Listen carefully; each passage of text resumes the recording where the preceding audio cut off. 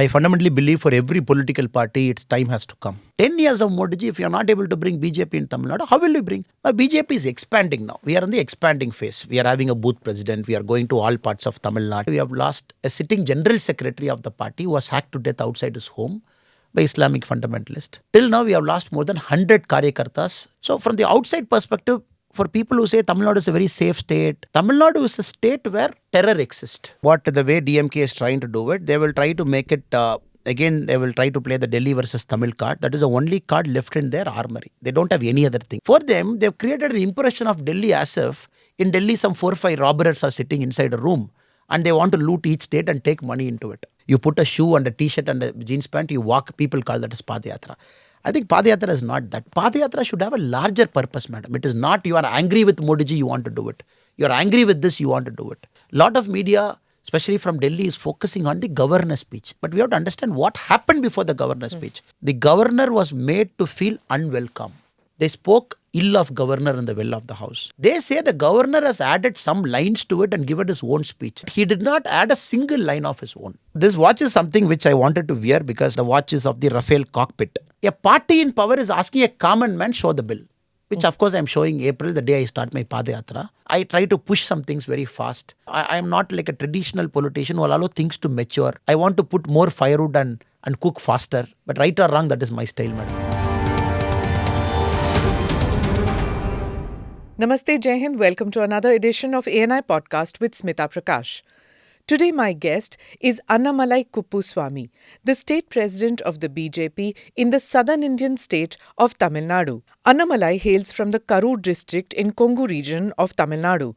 He's an engineer, holds a master's degree in business administration from the Indian Institute of Management and then became a police officer in 2011. Not content with a successful 8-year stint in the Indian Police Service, Annamalai joined the BJP in 2020 and within a year he was appointed the president of the state unit. Annamalai ji, you are emerging as one of the sharpest young politicians in the country. Whenever somebody talks about young politicians who are going to matter by 2024, your name is taken in that. In the South, the BJP has not really managed to make much inroads over the past several decades since its existence. You are seen as this white ray of hope by your party in Tamil Nadu. So what is it that is your brief and what are you expected to deliver in Tamil Nadu? Thank you so much, madam, for having me in your podcast show. I fundamentally believe for every political party, its time has to come. Whatever we push and pull, certain conducive factors has to be there for a political party to emerge. If you look at Tamil Nadu, for a long time we had big stalwarts there. People like Jayalalitha madam, people like Karunanidhi Ayya. They're like very, very people bigger than their shoes. People who can pull crowds. People just thought they can't do any wrong. That is the kind of confidence they generated over the last 40, 50 years. Correct. Very importantly, Dr. MGR. Now, what has happened in the last 4 or 5 years, we see a lot of vacuum in Tamil Nadu. Though a lot of parties are fighting for that space. And they need a larger-than-life leader kind of. Tamil Nadu people are always used to this kind of an impression. You need a larger-than-life leader. So now our Honorable Prime Minister Narendra Modi ji exactly fits into that role. 9 years into governance. All the central government schemes are reaching that maturity level. People are seeing in their own eyes the transformation. Tamil people, generally, it takes a little bit time for them to get warmed up. If you look at Dr. MGR himself, he acted in movies for a long time. He was in DMK for a long time. Then he started a party in 1972. 5 years later, he came to power. There is no that instant hero in Tamil Nadu. They take time to warm up to you. Once they warm up, then sky is the limit. For Modi ji, people have warmed up to him. They have accepted him. They have seen him for 2 different elections now. So 2024, we fundamentally believe Modi ji is going to fill that big vacuum in Tamil Nadu. That's how I see it. The brief is very clear, madam. To spread the party. The party has to go to all parts of Tamil Nadu, 39 Lok Sabha constituencies. We have to go around everywhere. The party is traditionally strong in some parts of Tamil Nadu. We are strong in Kanyakumari, where we have produced MPs. Nilagiri we have given MPs. Coimbatore we have given MPs. Trichy we have given MPs. So now we have to spread out tier 2 cities to the village level. That is the work we are doing as of now, ma'am.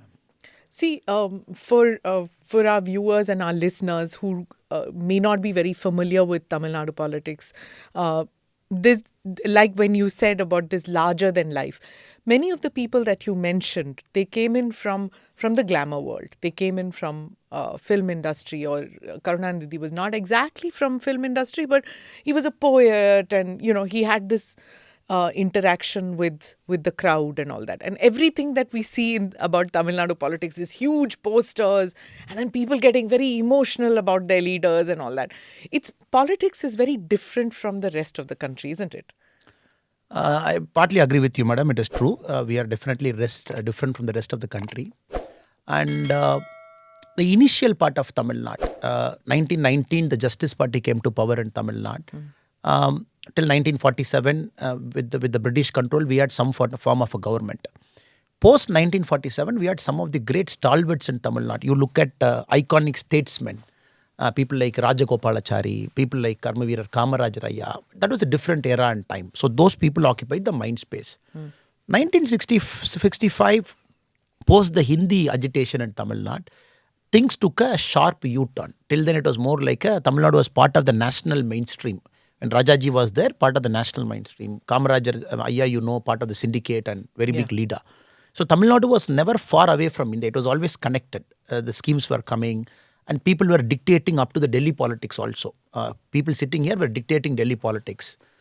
1965, post the Hindi agitation and the sharp U-turn that happened, Tamil Nadu was seen from the outside as a state that is slightly away from the mainstream India in terms of politics, where it is a separate politics. It doesn't matter who's coming in Delhi. There people vote very differently. So that a very careful political vacuum which arose after the Hindi agitation, the DMK party smartly captured it. Karunanidhi, all said and done, he was also a great person in the media industry, in the cinema industry. He wrote screenplays, very powerful dialogues for n number of movies, for which Dr. MGR acted as the hero. And the connection for them, they all came together. Annadurai, who was the first Chief Minister of Tamil Nadu, the Dravidian Chief Minister, 1967, he was also very popular writer and a speaker. So from then onwards, it is one after the other. It is Karunanidhi, then Dr. MGR, then Jayalalitha. It is like that, it is going. But we all have to understand, madam, when larger than life leaders, the shelf life, once it is over, it's a matter of time. For them, the parties go through some sort of a struggle because the next leader can't match up to their standard. And nobody could match up to Kalangar's standard. Nobody could match up to Dr. MGR's standard. But Jayalalitha madam came up because she was also came up the hard way. Now in the current field, I don't see any larger than life leader in Tamil Nadu who will occupy that mind space. And people simply will blindly trust them. He cannot do any wrong. That is the kind of image people had for them. So in this space, the politics is going to be very, very different, ma'am. Not the old style of politics now. While I'll agree with you that, the larger than life figures era might be over as far as Tamil Nadu politics is concerned. And you are saying that it's Modi ji. Even I'll come to the language issue later in the podcast. But when we are talking about larger than life figures, it was said when Karunanidhi passed away, when he is different, that era is over, his progeny will never be able to have that kind of... But then Stalin won. And he's there. And he didn't have that kind of an image. He didn't have that kind of a fan following. But he won. How come he managed to capture that? Tamil Nadu, generally when parties come to power, ma'am, you see a sweep. Lok Sabha elections also, you see one-sided sweep that normally happens in Tamil Nadu. Previously, when you see this kind of a transition between DMK and ADMK in each of the election in a 5-year cycle, you see a good number of seats, 140, 150, 170, up to 182. We have a 234-member assembly. And this election was the most closely fought election. DMK came to the election with a 12-party alliance. The net difference between the DMK alliance and the ADMK alliance was a matter of 2.1% total vote share. And the 45 seats which the ADMK alliance lost, if you count the margin, it is 2.4 lakh. So if you do a very nuanced analysis of Tamil Nadu politics, it is all becoming very closer. Parties are vying for that space. And this itself is a sign that you will not see a sweep anymore in Tamil Nadu. Like Jayalalitha sweep, Karunanidhi sweep, MGR sweep, that was the Lok Sabha and Assembly performance. So 2024 has given a very clear indication. DMK, despite 10 years out of power, 10 years they were in power. And 2019, they had a big sweep because they were able to generate some sort of a wave in Tamil Nadu. 2021 was very close, very, very close. As I said, the numbers, if you look at it, very close, ma'am. So I would say that clearly points to a new emerging trend that people will see politician as a politician. They will see who you are, what you are speaking, what are the other parties and everything. And they will not blindly trust you. Okay, 10 years, Jayalalitha is out of power, please give her a chance. That was the old time. And Tamil politics also, ma'am, traditionally, the opposition parties never play a big role in Tamil Nadu. 4 years, they keep quiet. Fifth year, they emerge, they issue some paper statements. They do 2-3 protests before the election, they sweep. So that is also Tamil Nadu will not see. That was the trend for the last 30-40 years. You will not see an aggressive opposition in Tamil Nadu. You haven't seen for a long time. So this splintering of votes that you're talking about, or the splintering of loyalty maybe towards the political party, if that is happening since 2019, so you are going to change that trend. You, in the sense, the BJP has decided to take advantage of that splintering and not wait till the next election. Isn't that what it... The way I look at it is, for a party to go, we have to have a very clear presence in the grassroots, madam. That is very important. We have about 68,000 booths. You got to have a very strong presence in those booths. BJP is expanding now. We are in the expanding phase. We are having a booth president. We are going to all parts of Tamil Nadu. Till then, it was always a problem. For BJP, when these two major leaders were there, you never got people for the booths because people are addicted to some sort of a political phenomena. For the first time, we are seeing our booths getting filled, our president's slot getting filled. So it is more on the expansion side. The second problem for BJP to immediately fill up the gap per se is, you are taking on an MLA contestant from the BJP who's a 5-time MLA. Invariably in ADMK, when you see, it is all 5-time, 4-time, 6-time MLAs who are there now. DMK also the same thing, where there are matured politicians and 30-40 years they are in politics. For BJP, we are seeing a lot of first generation, young, dynamic people getting into politics through BJP. This is the trend we are seeing in the last 2-3 years. Okay. So I would say 2026 would be a marker. 2024, you will see BJP emerging in Tamil Nadu, where we will send a huge number of MPs to Delhi. Because that election is going to be, Modi ji is going to come back as India's Prime Minister. How much is Tamil Nadu going to contribute? So we see a clear wave for Modi ji in 2024. So what's your immediate goal, 2024 or 2026? 2024, the immediate goal is to make sure the party is strong enough to capture this wave. A wave gets generated, ma'am. To translate that into votes, we got to have booth level presence. So you have a wave right now, you think? I see a wave, madam. I see a wave, clear pro-Modi wave, unlike last time in 2019 where they generated. Because Kasi Tamil Sangamam, one after the other, when you see what Modi ji has done, if I can speak very elaborately about it, Modi ji is seen as an insider. In fact, if you look at the Tamil news for the last 1 month, somebody has started a rumor that Modi ji is contesting from Tamil Nadu, one of the seat. Everywhere you go, people ask. 2 days back, I was in a tea shop in Thoothukudi. I was having a tea in a tea shop. The Anna asked me, Anna, is it sure Modi ji will contest? So this has become a talking point. Contest from Tamil Nadu? From Ramanathapuram is what the rumors say. So people have picked up that rumors. Medias have written columns about it. Varanasi and Ramanathapuram, Modi ji is connecting. It is all a rumor, but people are commenting, people are talking, people want Modi ji to contest. That itself is a sign.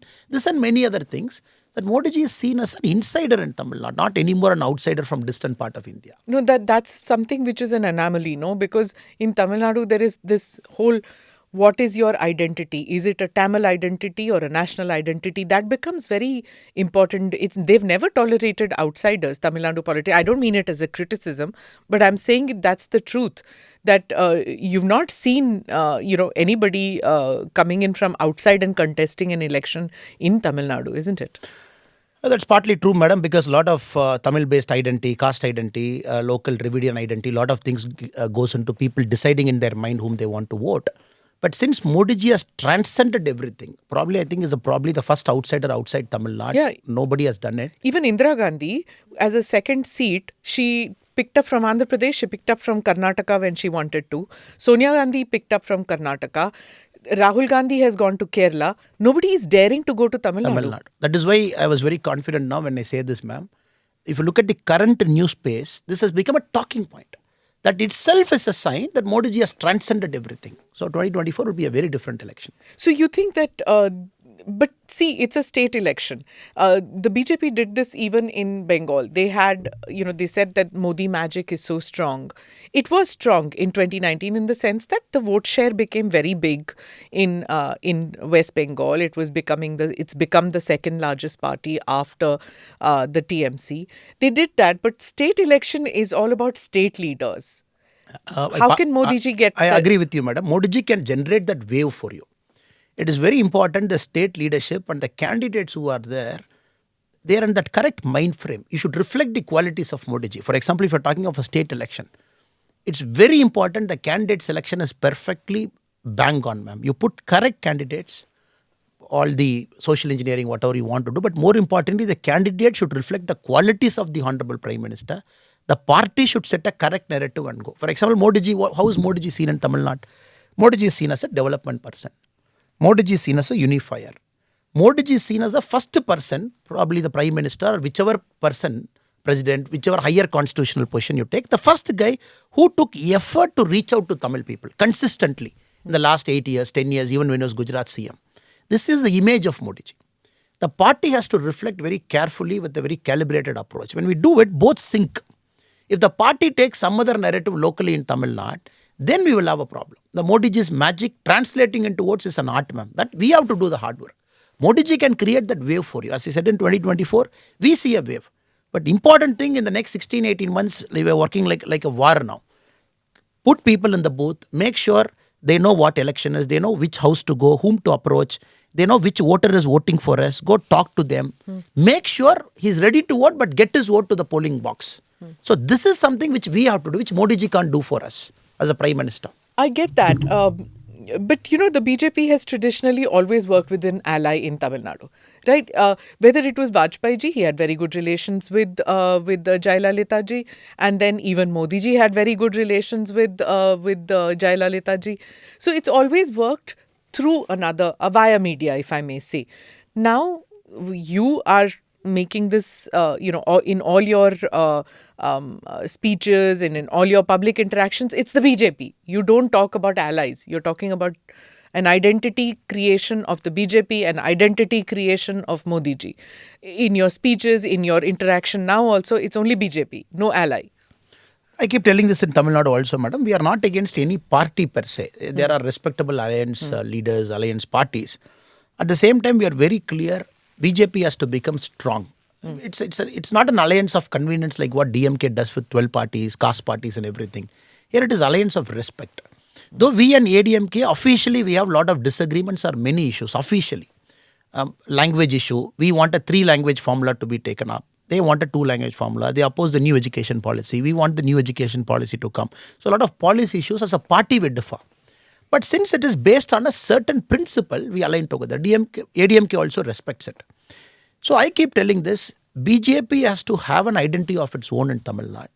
This is the time when Modi ji's image is all-time high. When we go to rural area, it is no more a house. It is Modi house. It is no more a money. It is Modi Panam. People have already started talking. As a politician, as a BJP Karyakarta, my job is to connect it properly, to translate that into votes. So once we do that, the alliance parties will also start respecting us. It is not that they don't respect us.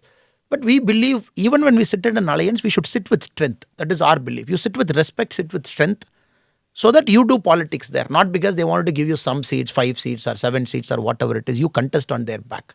This is something we want to change the public impression also. Public have somehow got this impression in their head that this alliance, this party is very strong, this party is not very strong. We want to break that. That is why in the recent local body polls, we contested alone.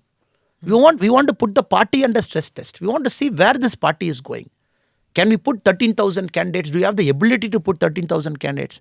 First time after many, many years, our Karyakartas were doing their booth work full time. Because normally when you have an alliance in Lok Sabha and Assembly, the bulk of the election load is taken by the alliance parties because they have an established structure.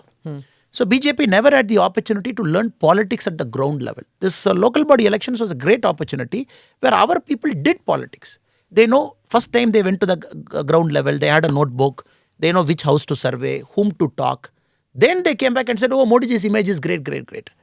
I've been telling this for a long time. His image is fantastic in Tamil Nadu. Only thing is we have to do that connection and make sure that translates into votes. We're always told that language is a big issue in Tamil Nadu.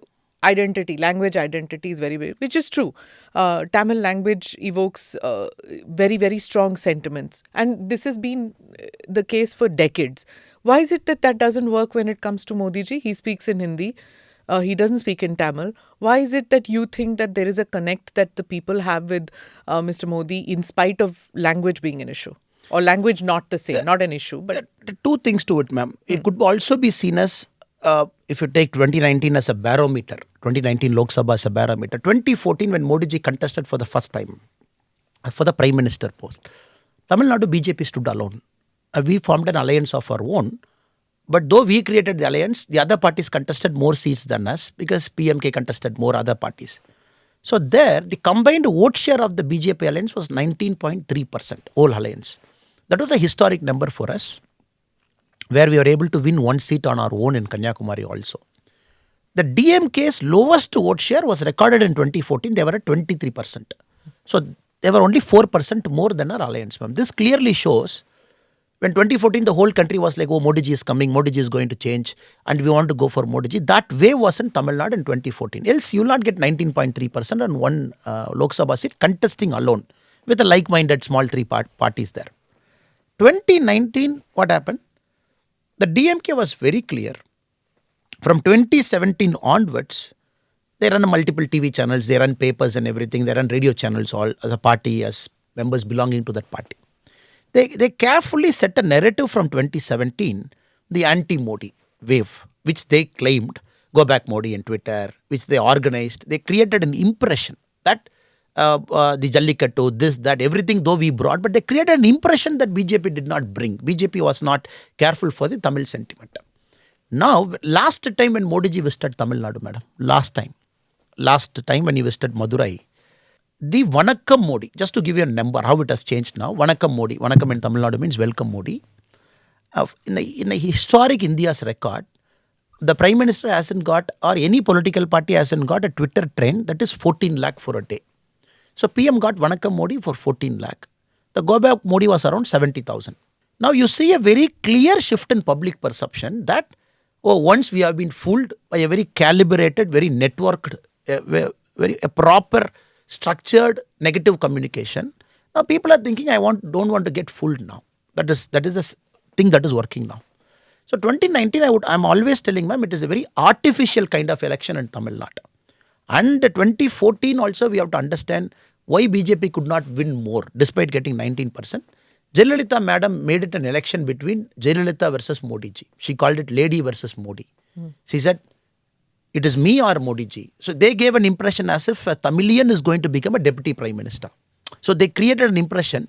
So people naturally thought, okay, there is a chance for Jayalalitha to go up to Delhi, and they had an impression now. 2019, they kind of created an impression that when the whole of India believed Modi ji is going to come, it gave a historic mandate.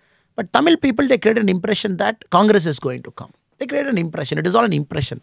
That is our only worry. The party, the structuring that we are doing is we don't want, because we don't have a TV, we don't have a paper, we don't have a very organized communicative approach. We are also getting used to that. Okay, how to break it, how to break that narrative. When the TV runs stories after stories from morning till evening, you have a big Sun TV, you have a Sun News, you have a Kalaignar TV, all big TRP channels owned by the family per se. Then you have Dinakaran paper, you have Murasoli, again owned by them. Then you have multiple radio channels owned by the Maran's family. So people got bombarded by everywhere you see, they're getting bombarded with this theory. Now, with a lot of calibrative approach, we are breaking it. We got good amount of proper influences in the ground level. Who tell this story? No, this is false. This is not happening.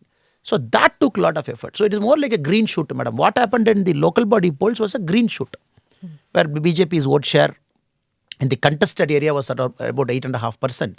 That was a green shoot in a local body poll. That happened 6 months after DMK coming to power. So we are very confident. This was the problem in 2019. We know what was the problem. That is why you see the current politics of DMK, madam. Whenever they get into the back foot, immediately they make it north versus south. Immediately they make it center versus state. Now they have taken governor as more like a mascot for Delhi. They want to make it governor versus DMK, meaning Delhi versus DMK. So DMK tries to play this game very carefully because they know they can't win on development politics. They are trying to again reignite that passion and pride, whatever they have been doing for a long time. Two topics, Annamalai. One is about the communication, and two is about the governor issue. I'm going to come to the governor issue later, but first let me talk about the communication thing. It will seem a little strange for people who don't know much about Tamil Nadu politics, because mostly people think that BJP's communication management is probably leaps and bounds beyond anybody else. I mean, any political party you talk to, whether it is the Congress or whether it is the TMC, they'll all say all channels are only speak about Modi ji, only talk about BJP, everybody is Godi media, it's only the BJP. But what you are saying in Tamil Nadu, it is completely different. But why is it then that, or you don't want to play that same game? Like you're saying that the other political parties have their own TV channels, but you don't want to bring out your own TV channel, is it, the BJP? I think the party is very clear, madam. Ideology party doesn't want a TV channel to propagate what it is doing. Instead, they expect the Karyakartas to go and do the hard work, meet people. Because it's a fade they can create for 5 years. But this can never be a permanent thing. So the party has always taken a call. You go and do the hard work. What is expected of Karyakarta? Let us not get into businesses which we are not supposed to get into it. So Tamil Nadu, though our cadres every time a senior leader from Delhi comes, even to the Prime Minister also, some of our party members have said, sir, we want to start a TV channel. To Amit Shah ji, whenever he comes, they keep telling you, give us a TV channel. But they are very clear that political party is not here to win every race and say that every day I'm doing right, every day push narrative. That is never a role of a political party. It is to have that people connect. So they say we expect you to do that people connect. You go to house, sit there, be one among the people, start talking to them, then things will change. And TV channel is just a figment of imagination where people say you have a TV channel, you win. But the problem, madam, in Tamil Nadu, more than a TV channel, it is the carefully constructed negative news, fake narratives in Tamil. For example, a Sun TV channel would play some news from UP now. Because now UP are the favorite for them, UP and MP. Something happens in UP, they pick that UP thing, they put it. You see the Yogi ji government, this is happening in UP. That has got nothing to do with Tamil Nadu politics. That news has got nothing to do with Yogi ji government also. It is some strange issue somewhere.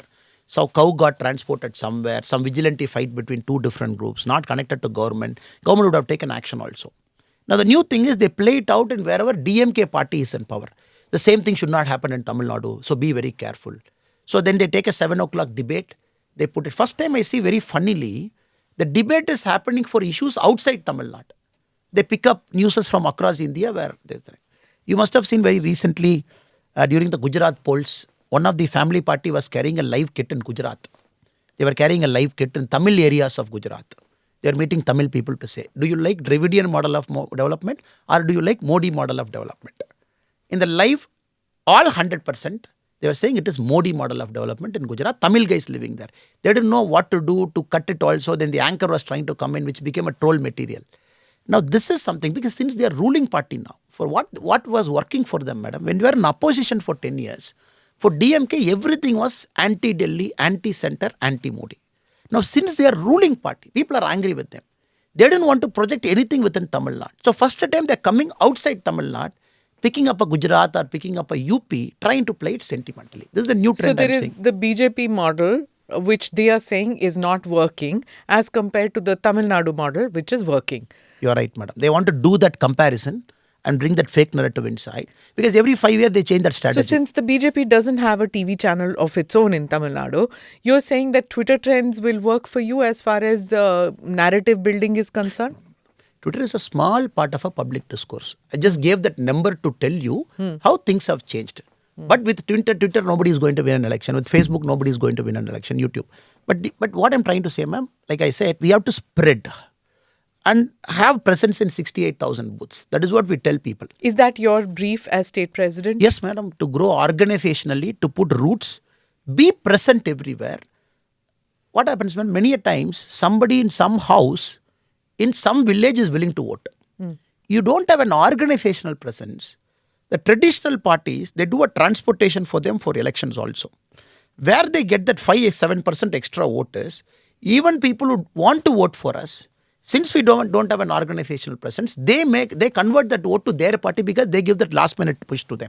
Correct. So our job is to just go around Tamil Nadu, make sure we put roots And very importantly, madam, in Tamil Nadu, unlike other parts of India, a booth president of DMK is a booth president for 30 plus years. Next time when you come to Tamil Nadu at the ground level, when you see a booth president of DMK, he will be an old man of 74, 75 years.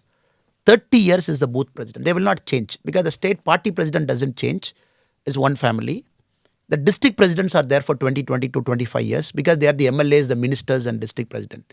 So what happened? This guy, especially the booth president, he puts a route there.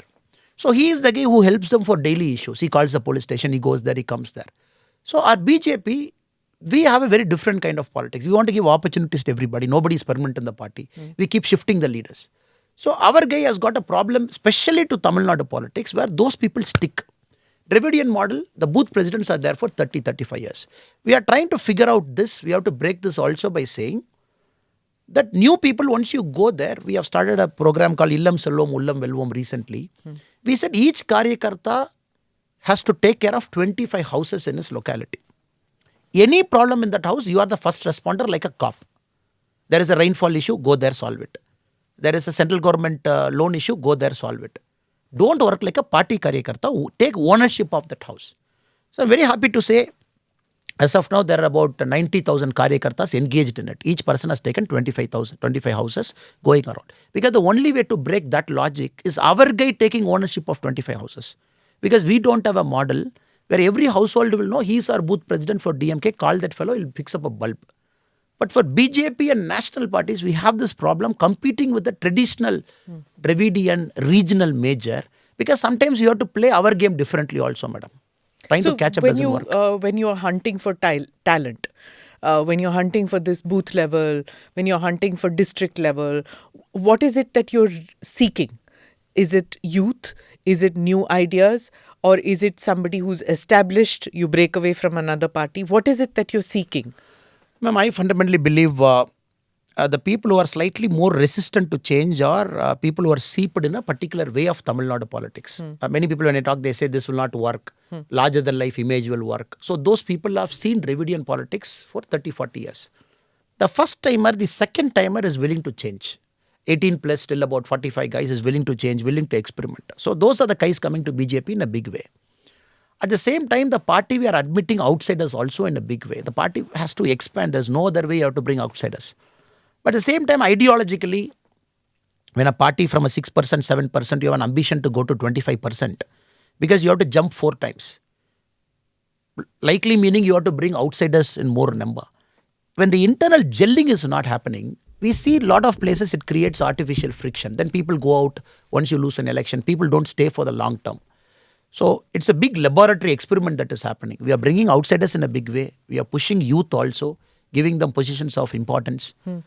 Same time doing simultaneously manpower training, simultaneously getting them to mature much faster. Because every day we tell them, you are competing with a 5-time MLA. Any of our aspirant, I tell them, you are competing with a 5-time ADMK MLA or a DMK MLA who is there for 30 years in the constituency. He has got face value. He has done work as a minister. Now, unless you do something different, we will not have a chance. Modiji's image is great. Wave is there. Modiji will bring you 50-60% of votes. The rest 30-40%, we have to get it. By our face, the party symbol and everything. So, wish poor people be more like a social worker. Political party is okay. Karyakarta is okay. That is why the 25 houses theory, we want them to go mingle with the house and start behaving like a social worker. So you were talking about the messaging. So the messaging for a long time has been that the BJP is an anti-Dravidian party. Now, if that continuously is hammered, at times that message must be sticking. You know, I'll tell you, recently, the Hindu newspaper's editor Malini Parthasarthi, she did a Twitter poll in which, you know, it was asked what is more important. They said that this more than 50%, I think, votes went for that the Tamil identity is stronger than the national identity. Now, that's a pretty strong thing. It is probably, you'll see that in Bengal and you'll see that in Tamil Nadu, which is happening. And the BJP is seen as a party that is trying to break that. So where are you, or do you want to break that? What is it? Is it a wrong perception? This poll, madam, if it has happened 10 years before, probably would have seen 80-20. Now we are seeing 60-40 or 55-45. That shows things are progressing. Maybe 1970 would have been 95-5 or something like that, madam. So I see this poll as a very a barometer which is showing that ground is shifting. Once you cross 50-55, then we would call national parties era. So in a way, I partly agree with you, madam, that this poll is indicating something, ground is shifting. 2019, if you had done the poll with all the center, anti-Modi, whatever DMK was generating, it would have been different, ma'am. How long does it take, Annamalai ji, for an anti-BJP, anti-India? Ma'am, I call myself a dark Dravidian. Okay. I call myself a dark Dravidian. The media people ask me, sir, you are dark, that is visible. But calling you a Dravidian, how do you substantiate? I said, look, it's a land of Pancha Dravida. If you look at the old literature, we call Pancha Dravida. Pancha Dravida right up to Gujarat, the current Pakistan, Pancha Dravida. What happened? These fellows, a landmass of Dravidian was converted to a culture, converted to a people, converted to a boundary. Before 1956, what do we call as Tamil Nadu, madam? It was a Madras presidency going all the way to Orissa, going all the way to Maharashtra. Mysore, this way we have cut and we have come. So it was a combination of many culture and many things before 1956. Even the Madras, the name itself has come from a Telugu ruler. Even if you go to Chennai now, people say a good number of population in a very higher side, they speak Telugu origin. The erstwhile people settled in Madras. Now, this is a new theory they have started from 1956 calling this boundary. In Tamil movie, we have this Vadivela movie. You don't cross this line, I don't cross this line. The kota tandi nee varakudadu, nanu varamantan. They say after this line, you can't come and I won't go. No, I won't cross. I won't cross this line, but you don't come inside this line. Okay. Now, this is DMK style. This line is Dravidian line. The geographical boundary. Which is never the case. This is something they have given a narrative to it in the last 30, 40, 50 years. They say now Dravidian means which is a shrinking area inside Tamil Nadu. Moment you cross Tamil Nadu border, which was a erstwhile Madras presidency, where our Cheras, Cholas and Pandyas ruled, where our great kings went, where people still have relations settled the other side of the border. This is something which I say, look, I am also a Dravidian by this logic of landmass. And I am a 6th, 7th generation born this person, a farmer. So this is very important for Tamil Nadu because we also have to speak a language which people understand.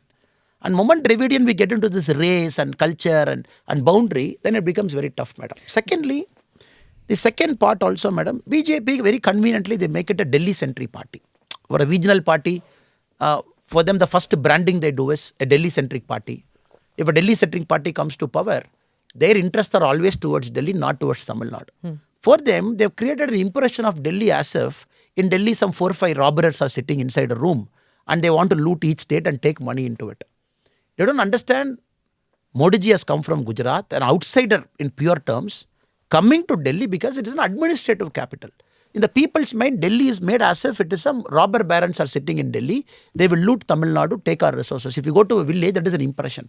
So for us, the problem, ma'am, simultaneously we got to grow the party, strengthen the organization, break the narrative, set correct narratives. We all have to do it simultaneously to get that win. But there were two prime ministers from Dravidian states, if I may say, call them that. I mean, there was Deve Gowda and there was Narasimha Rao. They were there.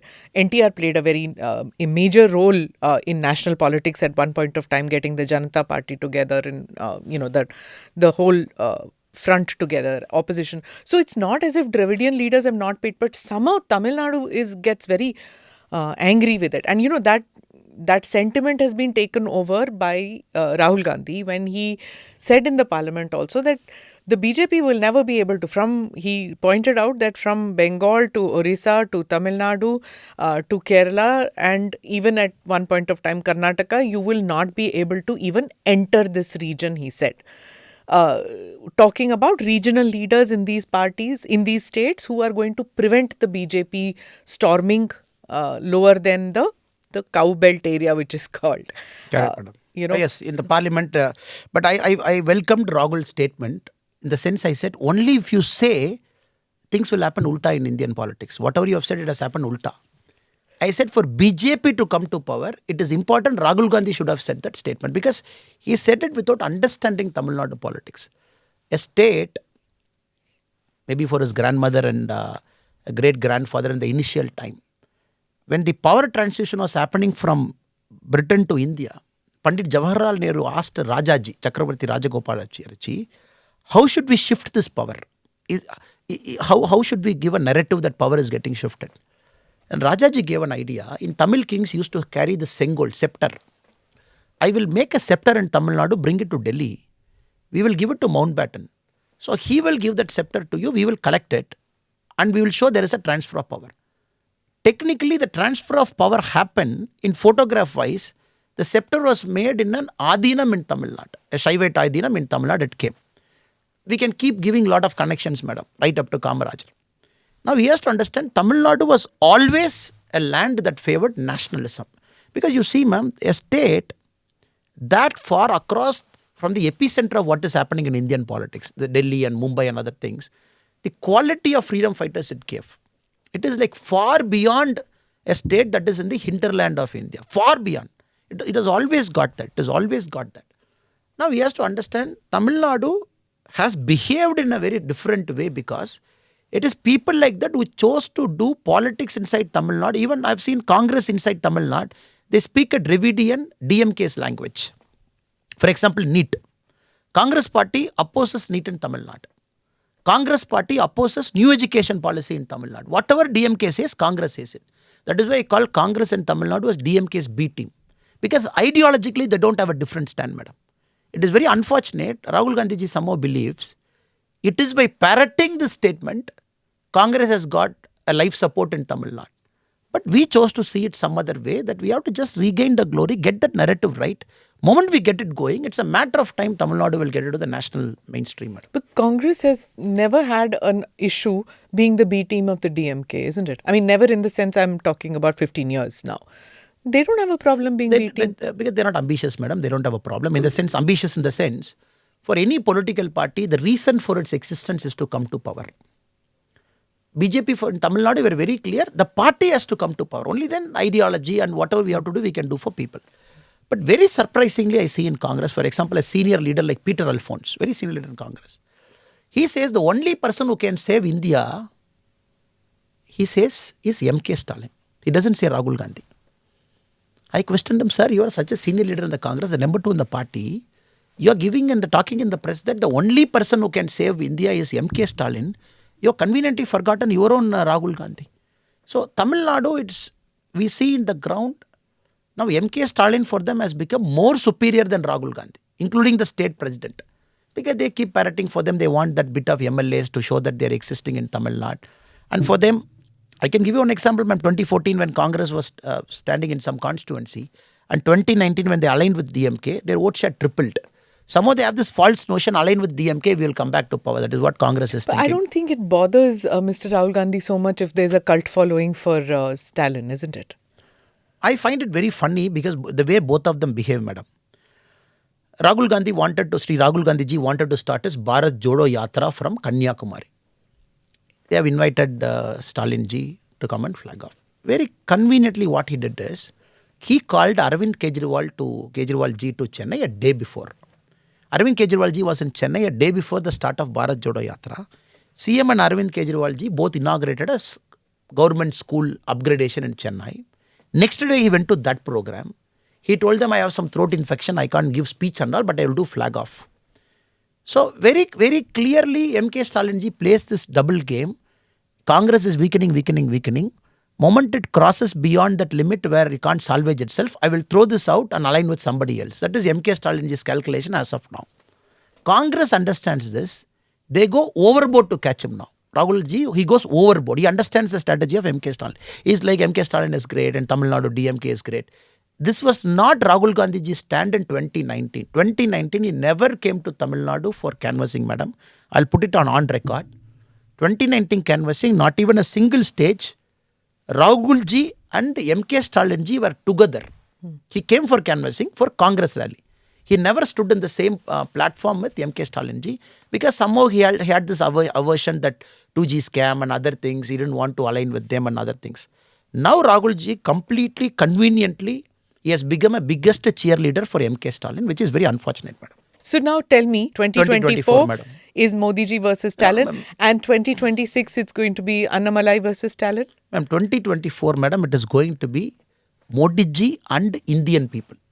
First time we are not going to see versus in Indian politics. It is Modi ji, Indian people, People are voting. Okay, that sounds like straight A from one of your... typical please political don't give speech. me... No, I am not talking that, ma'am. Reason I am telling you, madam.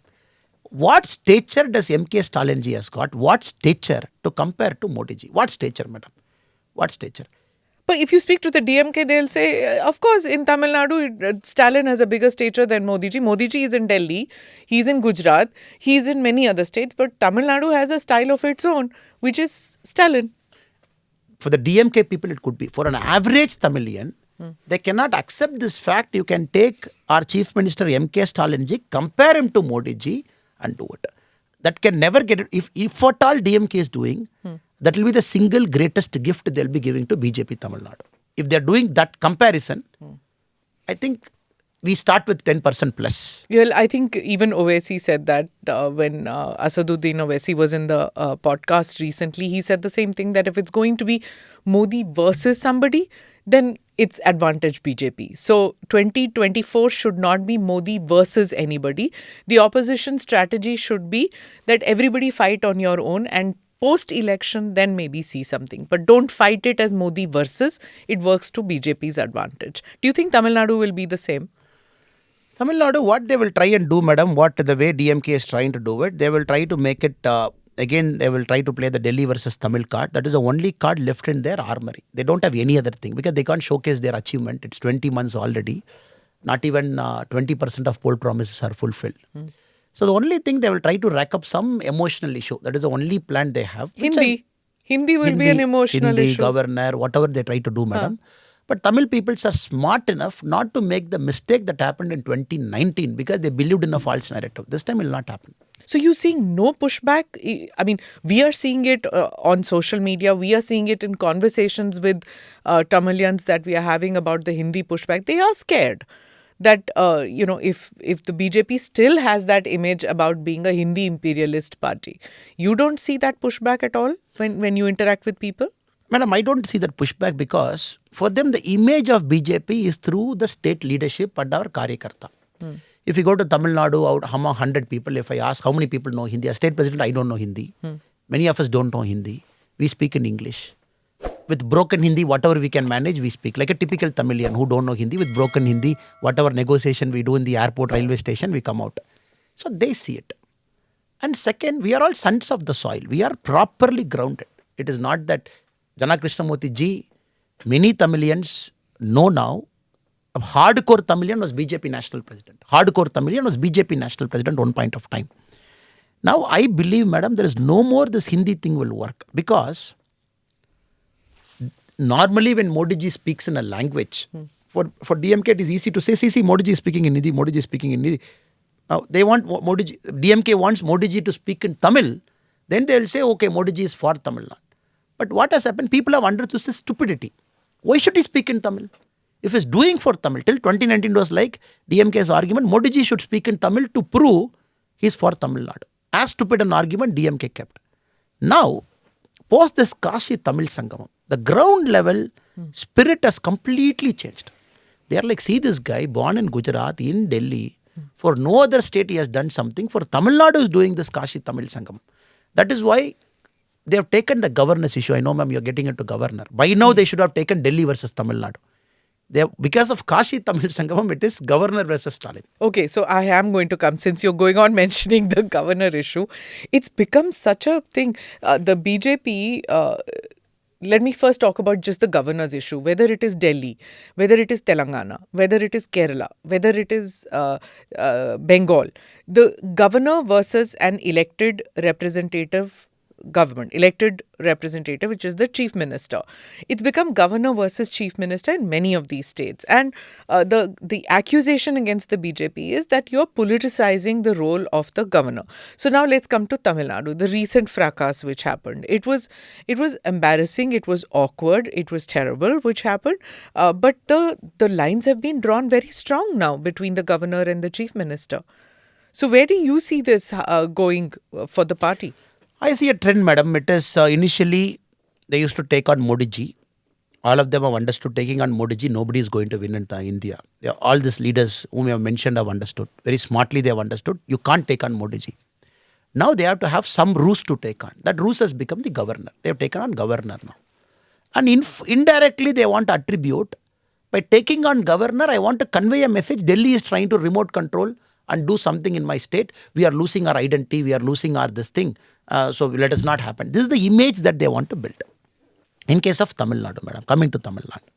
Tamil Nadu, among the many governors, different points of time we had, this governor is an outstanding professional, person born in Bihar, served in Kerala. Again got back to IB in Nagaland, governor there, came back to Tamil Nadu. You will not see a qualified person who has travelled across India, ma'am, northeast, south, Delhi, administrative capital. Domain expertise in many areas. So his vision is generally very broad vision he has got. Whenever we talk to him, we see he has got a very broad vision for the state. Now DMK somehow, they want a very pliable governor, where you give something, governor will sign. The whole thing started with NEET. NEET was the first rubbing point between the state and the governor. They said you have to sign. Governor said there is a problem. In the sense, Supreme Court has very clearly said this is a correct law. I can't go against the Supreme Court. Then they started, CM said, I will not participate in any function. I will not come for at-home reception. He did all this drama. Now it is with the President of India, madam, the NEET, whatever resolution Assembly passed. Then every four months they waited. CM was saying that outstanding governor, very good for the state. These are the words he used in the stage for 4-5 months. Then the second rubbing happened, madam, when governor used a word called Tamil Nadu Tamilagam. That was a recent fight. Governor in an informal setting to a set of audience, he said, I prefer to use Tamilagam. He never said nobody should not use Tamil Nadu. He said, I prefer to use Tamilagam. I suggest you also to consider. This is what he said. If you ask me as a person, Annamalai as a person, what do you use? I prefer to use both Tamil Nadu and Tamilagam because I've been using it for the last many years. So those who don't understand, can you please explain the difference between the two? Tamil Nadu. Nadu means generally a country. Nadu generally means country. India Nadu it's called. India Nadu means country. India. Literally would be inhabitants of an area. No, Nadu is. Nadu means country, madam, in the colloquial term. Okay. But Tamil Nadu means it is basically the land of Tamils. If I can do a rough translation, a place, land of Tamils. People might carry an impression that this looks like a separate state. For an outsider to understand Tamil Nadu. Nadu means Tamil separate people, country. Tamil people, we call our state as Tamil Nadu. We call our country as India Nadu. So Nadu means country. Tamilagam means a place of Tamils. So this was technically nothing much. But what happened, DMK in the last 20 months, madam, couple of statements they made, I think which must have irritated the governor. One DMK MP made a statement. The conditions that existed in 1965 for demanding a separate state are existing even now. I am warning central government. This is one DMK MP. CM was sitting in the stage. Then one DMK spokesperson, he said, Tamil Nadu is always separate. It will be separate. Or DMK official spokesperson.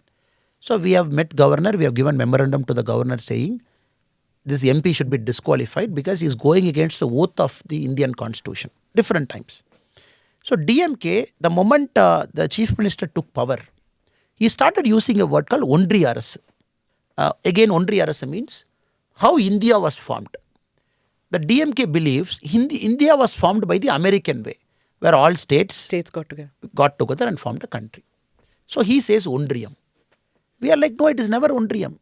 India is always a Madhya Arasu, meaning a central government, where state never fused together and formed a country. Country was there. 1956, we divided based on the boundaries were divided based on the language we speak. It is not that we fused together to become India. So this also has irritated governor when on record he has said that he doesn't prefer the word called Ondriyam. Ondriyam gives a feeling as if it's a subunit of something. It has to be Madhya. So there are some nuanced politics behind this Tamil Nadu Tamilagam. So governor suggested you please consider Tamilagam as a word. It was a suggestion, madam. He never imposed anything. He never said Tamil Nadu is wrong also. He said this is the connotation. Maharashtra, you have a word called Rashtra. Rajasthan, you have Tan, Rajasthan. Telugu, Desam, Desam you have. Everything gives some kind of a connotation. Tamil Nadu. But since DMK is not yet clear till now, the CM hasn't come on record and say, Tamil Nadu is part of India, we all are together. There is nothing called separation, nothing called this, nothing. Chief Minister hasn't clarified till now for whatever his MPs have spoken. That's a different matter, madam. For me, Tamil Nadu and Tamilagam are same. I don't see any difference in it because I understand the spirit behind it. The governor's thing was more to the people who believe Tamil Nadu is separate. The third confrontation recent is the assembly one. When the governor was invited, he went there. Even before he started speaking, a lot of media, especially from Delhi, is focusing on the governor's speech. But we have to understand what happened before the governor's speech. When the governor was about to talk, except the DMK, all their alliance parties, they rushed to the well of the house. They spoke ill of governor in the well of the house. They said you have to apologize for Tamil Nadu, Tamilagam. And you have mentioned Tamilagam, which we don't agree. And the speaker allowed them to come close to the governor. If you look at the image, ma'am, the governor is with the mic. They are almost some 2 feet away from the governor. They were shouting. It was allowed for full 4.5 minutes.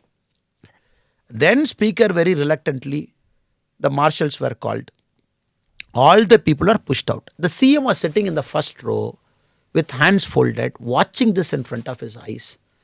All his alliance partners, Congress did Gero, thrown out. Not thrown out. After 4.5 minutes, they walked out.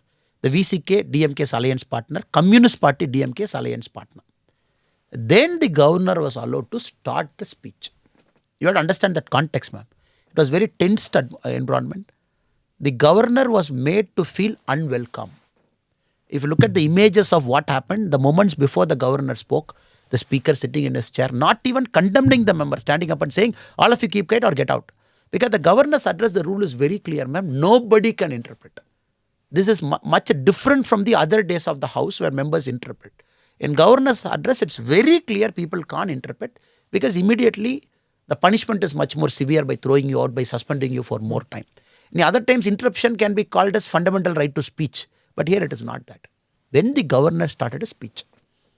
Governor gave a speech. Then the governor was waiting for the national anthem to play. Once the national anthem plays, the governor's speech is complete, the governor will walk out. They didn't put the national anthem. I don't know, purposefully.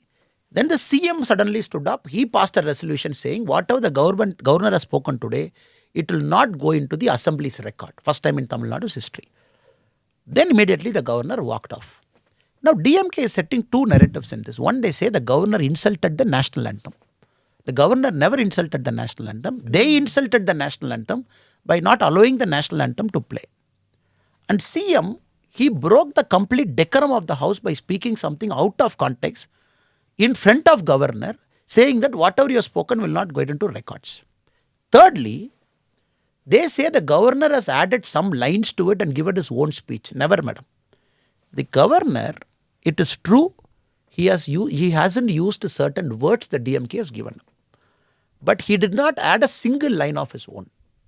Single line of his own. For example, which I completely believe what governor did is right. In one place they say, what governor omitted. The Tamil fishermen who are arrested in Sri Lanka, they got repatriated back only by the efforts of Tamil Nadu government. This is the line. The governor added, due to the efforts of Tamil Nadu government and central government. What is wrong in it? In case the governor hasn't added central government, the governor is doing a constitutional disservice, which means he is himself admitting the state government can take control of the external affairs relationship. It is central government which brought the fishermen back.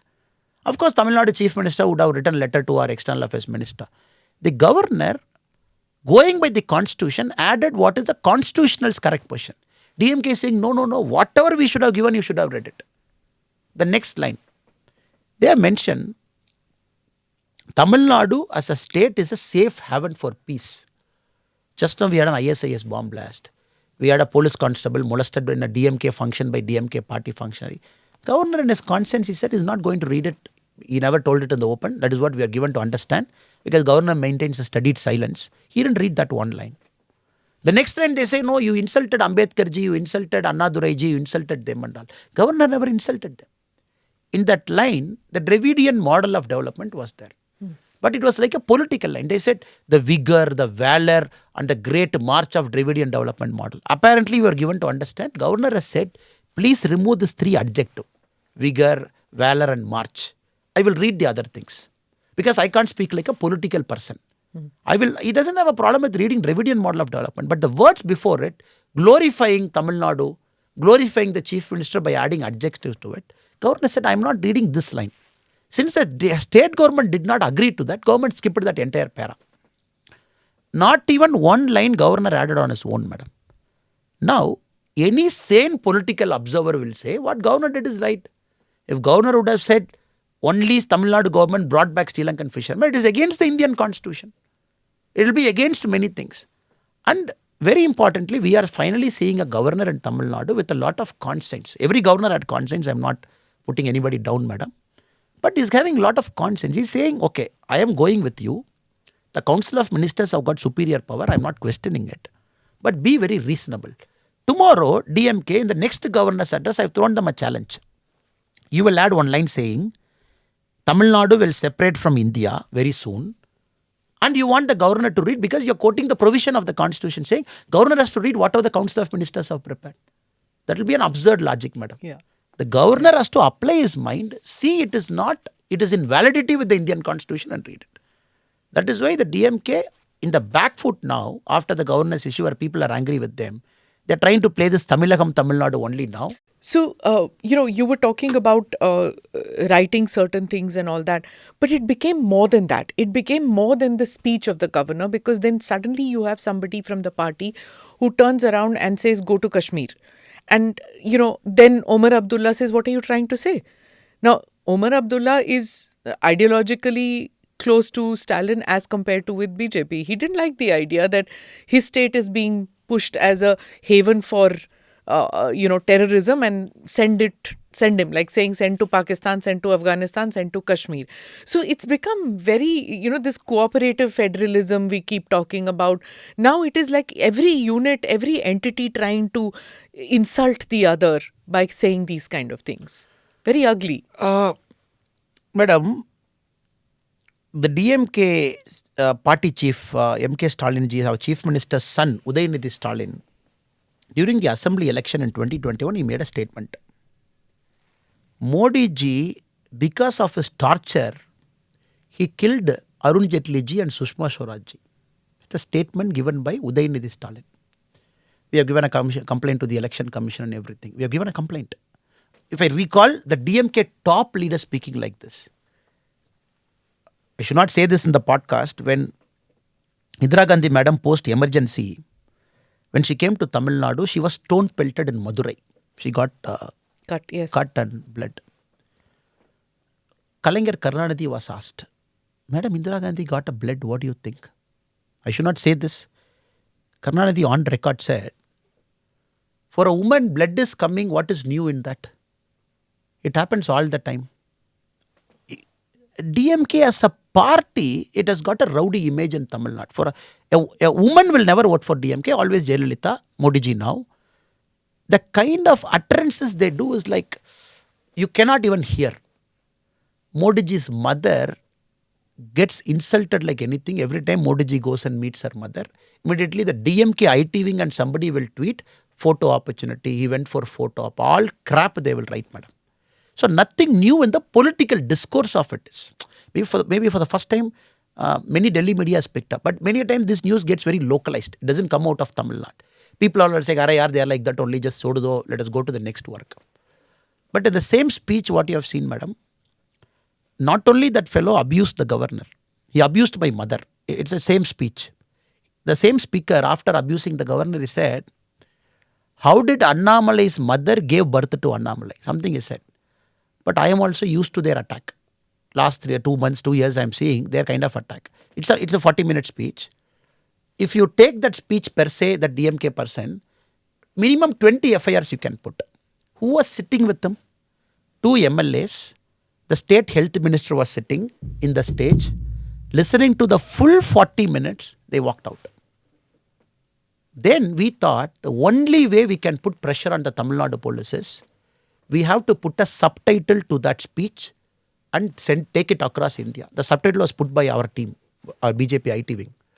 We took that speech, put a subtitle, send it to all of you in Delhi, to all the editors, we said, look, this is happening in Tamil Nadu. The police in 48 hours, it's not registering an FIR. Then once it became a big issue, it became a national issue, then people understood the context of Kashmir and what it. That is why if you see my Twitter feeds, ma'am, often I put a subtitle and post it. The only reason I want the news to go beyond Tamil Nadu for people to understand what is happening. The punishment till now, till today is suspension from a party for some time, no FIR. If I go one step behind it, 1 week back, Madam Kanimoli was addressing a meeting in Chennai. The women police have come to give security to her DMK meeting. One fellow molested a woman police constable. Then we said, look, we have a video. We are going to release that video. You better book an FIR and take these fellows out. We know their name also. I called for a press conference. I said, Chief Minister, you do it. There are two things. One, she is a woman. Second, she is a police woman. Third, she is there for your party function. Fourth, the chief guest of the party function is your own sister. You do it. Then 24 hours, no FIR. 48 hours, we said 2 days. We are going for a dharna. After 48 hours, they booked an FIR. After 2 days, they picked that guy, took him to the police station, called the woman constable, asked her to withdraw the complaint. They did the drama. Then BJP workers went and garrotted the police station. Then late night arrest happened at 3:30. I'm just giving you an inkling like this because, madam, when DMK knows it is in the last leg, it is not fighting in its ideology. Kalaignar Karunanidhi fought on an ideology. I'll give it to him. Right or wrong, that's a point of debate, madam. We can sit across the table and two leaders can fight with ideology. Annadurai fought with ideology. 1961-62, he said Tamil Nadu is going to be a separate country. Right or wrong, he mentioned it. Moment we brought a constitutional amendment, we said any political party talking of secession, the political party would be banned.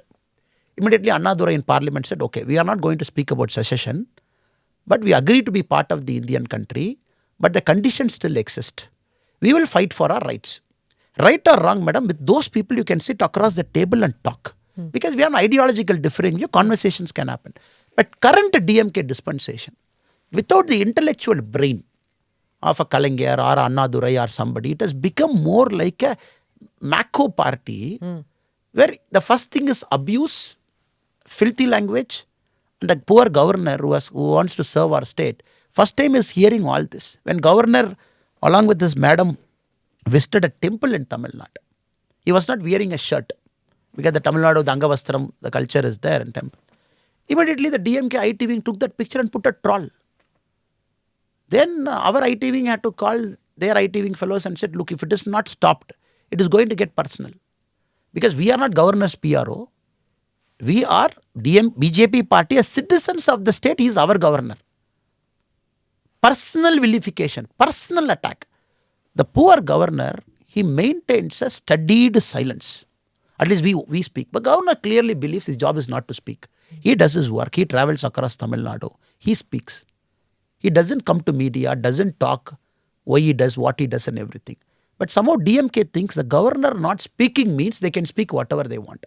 That is the most unfortunate part. So these attacks on your mother, on your personal attacks, does that hurt you?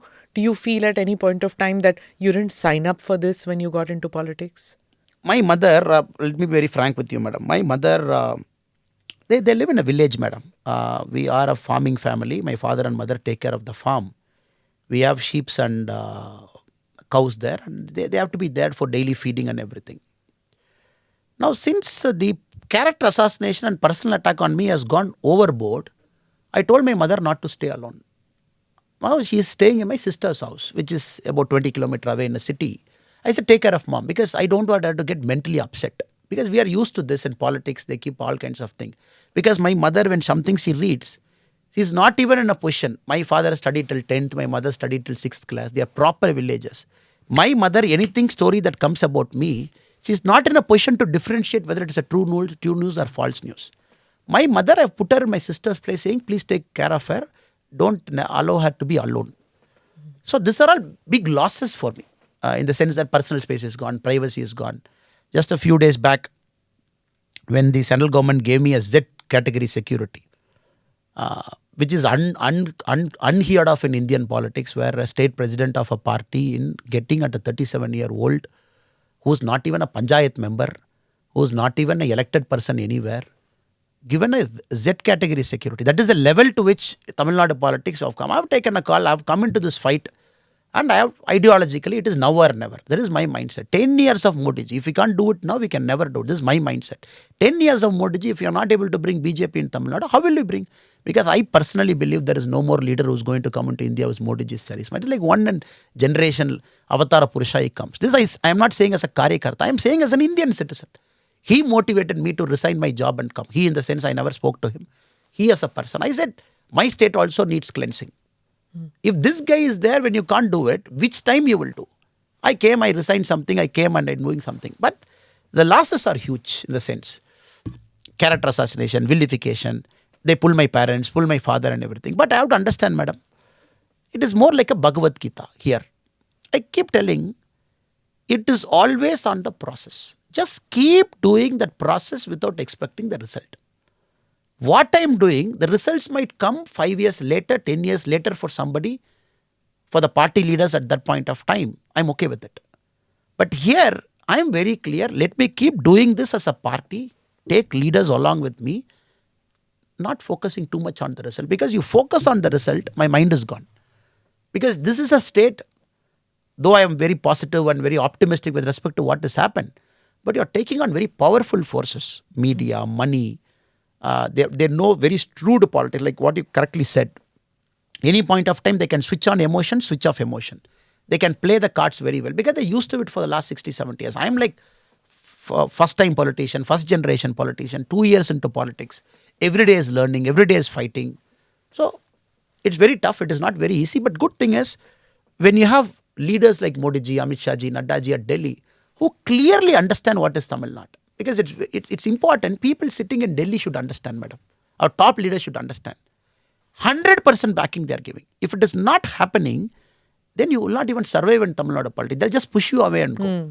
Annamalai ji, you spoke about resignation and how you got into, like you decided to resign from your job. So I'm going to take you back into your past. But before that, when you're talking about getting into politics and all, I've heard about so many reasons why people get into politics, So I would want to know why you got into politics. But before that, you are an engineer, then you do MBA, then you join the police service. After UPSC, you join police service, and then you go to my home district, Karkala. And then, so now my question is, why Karkala you left? Because I remember at that time, my relatives saying, oh, we have a Singham in Karnataka now. And you leave all that and join politics. I believe even the chief minister then told you that don't do it or reconsider it. So what is it? It's a long story, ma'am, but I will tell you, madam, since you asked this question. In civil service, when you get into government service, madam, in the Indian civil service, it's purely by fate you get a state. I don't have any connection to Karnataka. Just by choice, I got Karnataka. Tamil Nadu, there was no vacancy for me. Tamil Nadu was option number 1. Karnataka was option number 2. I went to Karnataka. I don't even know one line, one word of Karnataka or Kannada. Randomly, in Karkala, there was this Naxal activity happening at that point of time. They wanted some young SP. So there were 6 of us. Randomly, they said, you go here, you go here. I went to Karkala because the Western Ghat, very beautiful. And I think the greatest blessing for me, madam, the greatest blessing for me in my life, I would say, is getting into Karkala, especially Udupi district, for my first tenure in policing. What a great people. The quality of people, God-fearing people, people who believe in Panchabhutas, people who live a life very quietly. Karkala is a small, little, sleepy town, the place you are born. Very highly cultured. So those things made me as a person. I was able to take my time, first 1 year, 8 months in Karkala's ASP. I wanted to get transferred. Maybe the first time in Karnataka's history, they wanted to retain an ASP in the same district as SP. Then I got posted as the same district as SP as promotion. Again, Karkala was in my jurisdiction. That went on for 2.5 years. Meaning for more than 4.5 years, I was in Karkala and Udupi as a public servant, madam. Then slowly I was more on the coastal side. I was in Chikmagalur because I somehow liked coastal Karnataka. The people are very different, very God-fearing. Somehow I am also a very spiritual guy. For them, spirituality is part of their daily life. You see this Bhutakola, you see this. Now Kantara has Kantara made it to a global stage now, madam. Correct, yes. But people who lived there will know how it is intrinsic part of their lives. People believe in that spirit. Then it happened to Bangalore. But somehow Bangalore, I felt it was very suffocating for me as a person. I felt it was more becoming protocol day by day, where you meet VIPs. Karkala was, you meet poor people. Somebody come to your office, they say, Anna, this land issue is a problem, come and sort it out. Anna, this issue is a problem. You felt you are one among them. Udupi was like that, Chikmagalur was like that. But Bangalore was more, I felt, anybody can do this. Anybody can do this protocol. Why me? And I am not seeing the value of my work getting translated in the ground. I am more in the air. And that was slowly churning in my head. But I never had the courage to resign. I'm a middle class boy. That monthly salary has to come for me to make that monthly budget. If I quit it, what will happen? Luckily, I got a trip to Kailash Mansarovar at that point of time. So it was a long trip. Government of India, I was a liaison officer for one of the Yatri batches. So away from cell phone for 40-50 days, up in the Himalayas. So that gave me a very crystal clear clarity that I have to do something in the grassroots by which some difference can be made. I can see visibly that somebody's life is getting changed by my work there. And so Annamalai goes to Kailash Mansarovar. I think everybody can get the metaphor, those who understand it. Anyway, go on. So came back, madam. I prepared my family, prepared my father, prepared my mother, prepared my wife. Because we had a very young kid, 3.5, 4 years old. So I prepared everybody. It took about 3-4 months. I said, look, I don't know what I'm going to do, but we'll figure out the plan. You got support? Middle class families will say, I didn't get... Next month... Wife is like, you do it. Okay. If it gives you happiness, you do it. I don't want you to be an unhappy policeman. She's a non-politico. Non-political. She's a software person. Huh. Mother is like, don't do it. Why are you risking? Father is like, what will you do after this? I said, I don't know. Let me be very frank with you. I don't know what I want. This is what I told my father. He said, take 1 to 3 years, take 5 years, 10 years, you work. Maybe you quit at 45, 50, you come out. Then normally when you quit, madam, I happened to meet somebody from the BJP party also. Again by chance, again by luck, who introduced me to this party in a very deeper level. As a policeman, you see the party from the outside. It is not that you go very deeper into it. And invariably, 10 politicians you see, 5, 6 are always bad, madam. When they come into the office, you see their other side of life also as a cop. So for me, all politicians I somehow felt are the shady characters doing deals and everything. I never had this good impression of a typical cop. In my book also I mentioned this, madam. Then I thought the introduction to the party, the orientation was very different to what I have seen this.